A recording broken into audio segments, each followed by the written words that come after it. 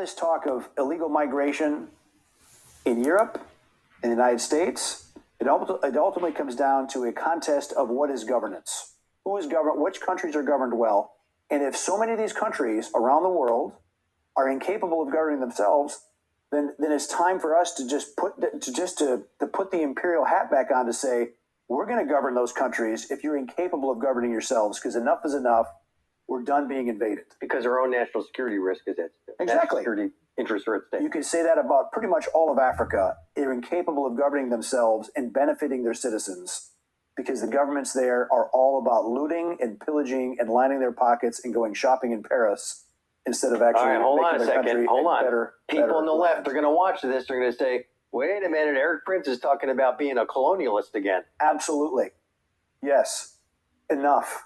Because if you go to these countries and you see how they suffer under absolutely corrupt, made-up governments that are just criminal syndicates, the people of Africa, the people of Latin America, a lot of them deserve better. Now, Erik Prince, the founder of the US-based Blackwater, a mercenary group whose operations mirror those of Russia's Wagner Group, has expressed a belief that Africa and Latin America should undergo recolonization by Western imperialists.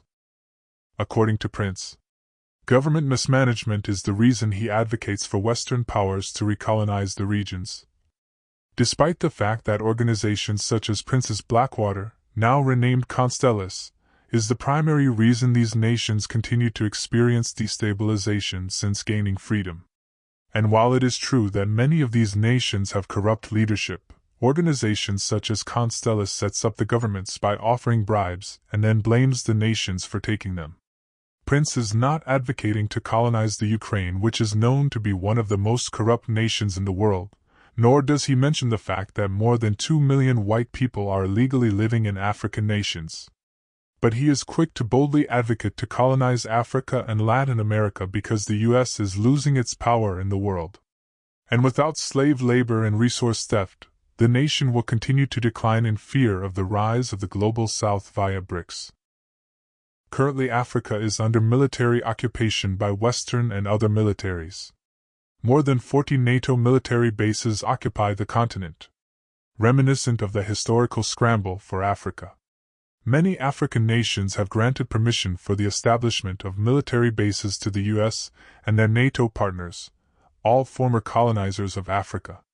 These bases are poised to serve as battlegrounds for conflicts in the Middle East, endangering African lives and fostering continental destabilization, thus facilitating easy illegal resource extraction and colonization of its people. The looming threat of recolonization prompts questions about African leaders' motivations in permitting Western military presence on the continent.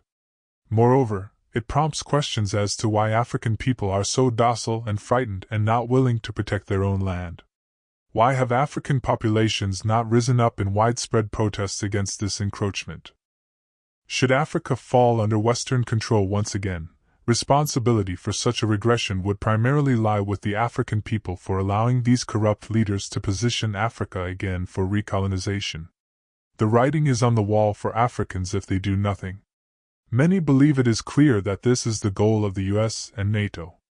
And the reason Erik Prince is so bold as to proclaim his intention publicly. The U.S. fears Russia and China's influence on the continent of Africa, and many believe the U.S. would not be adverse to engaging Constellas or any other private group to spearhead this process, if they haven't already.